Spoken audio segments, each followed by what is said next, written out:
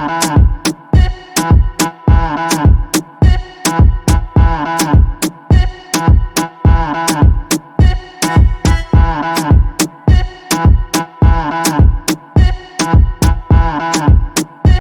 up out there to all of my fellow gold diggers? This is your girl Rita, also known as the self-proclaimed gold digger. Welcome to my channel where I discuss my life as a wife, mom, entrepreneur, and business owner, all while trying to crush and achieve my goals. Y'all know I have a couple of different side hustles. I work as a notary, also do some mystery shopping, but I am coming to you today with something that came up on my last mystery shopping Q&A video. Actually, it's come up a couple of times, but I figured I would go into it and explain a little bit more, and that is talking about focus groups and whether or not you can make money with focus groups. So that's what we will be discussing on today. Some of you may not be familiar with what a focus group is, but basically, focus groups are where various companies, brands, whatever, it could be, when I say a brand, it could be a deodorant brand, it could be a food brand, it could be a vacuum cleaner brand, it could be any type of brand, and they are trying to get feedback about their product to see how is it, how well it's being received in the marketplace. And or they might have a new product that's coming out, maybe they want to change up something with their product, something like that, and they want to see how receptive are people going to be of this new product, or they may even be trying to get new ideas for products that they want to bring to the marketplace. So they create focus groups in order to do that. And so it's just a gathering of a small group of people. And by gathering, I think before the pandemic and everything, they probably did more in-person ones. I'm not sure because I started doing it during around the time of 2020. So the one that I did was on Zoom. So you can meet virtually to discuss different products and they get your feedback on it and everything. Now, they also have focus groups where you might be testing out products. So if there is a focus group company near you, you might be asked to come in and pick up a product or even taste test products, especially for food products. They might ask you to come in and try out this new dessert that they have or try out this new sandwich that they're about to bring to market to get your feedback and your responses on that. So that is especially helpful if you find that there is a focus group company in your area. But it could just be on any type of thing for different brands. Now, you're probably like, well, how do I sign up for this? How do I find out about this? So basically, what you do is you want to get your name in the database of these focus group companies. So there's these big companies out there that work with the different brands. And then when those brands have stuff, that's when the focus group reaches out to you and everything, or they'll have it listed on their website. Now, this is a common question that I get because I provided y'all with a list of mystery shopping companies. I do not have a list of focus group companies. Before y'all even ask, I don't have a list of focus group companies, but the same way I found the mystery shopping companies is the same way I found the focus group companies. I pretty much just Googled it and looked for different focus groups. And I want to say the one that I ended up working with is called Fieldworks. So that is one that I can definitely give you, but there are plenty of them out there. And if you live in a big metropolitan area, this type of work is especially good if you live in like a big city. So I've seen them for like if you live like in Los Angeles or even locally to me like Atlanta or Charlotte, those big type of places, there is probably a focus group company nearby, which means that you will be more likely to have opportunities to work with these particular companies and work with these different brands and everything. So definitely check it out for your area. Now, one of the biggest differences between focus groups and mystery shopping is with the focus groups, you do have to be chosen. Like for mystery shops, you pretty much choose the jobs that you want to do. For the focus groups, yes, you choose the quote unquote jobs that interest you, but even when you do that, you have to fill out a questionnaire and then they choose you to if they feel like you are a good fit.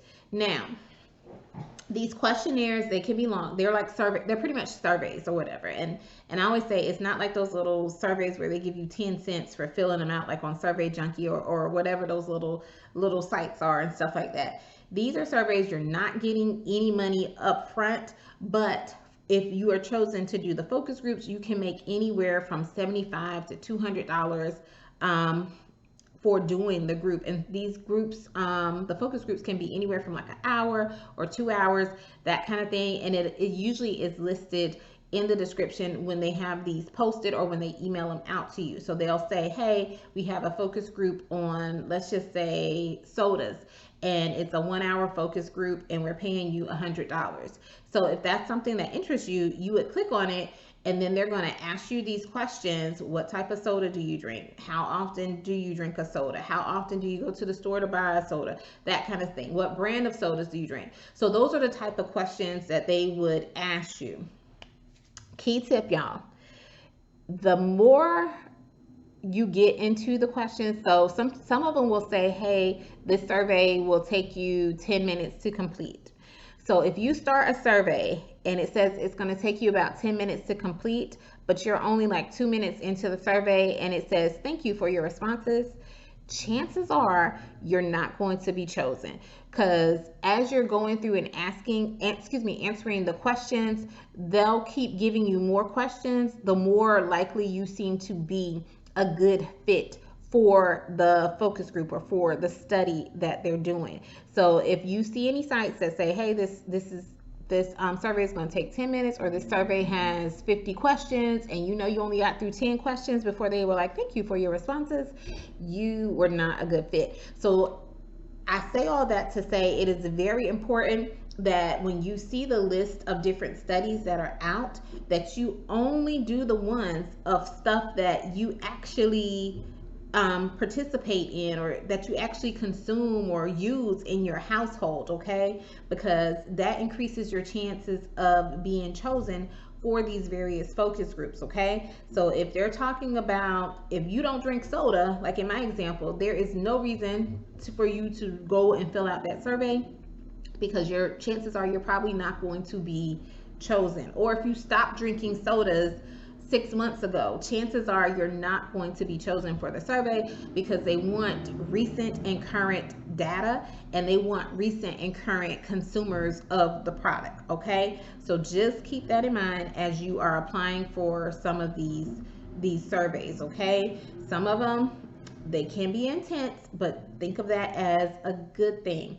If it's taking you a while, if it's taking you the full 15 minutes, chances are you're a good fit. Now, even once you fill out that survey, the other thing is, you, like I said, you still have to be chosen. So usually someone is going to call you afterwards once you've completed the survey, and they're going to ask you more questions, okay?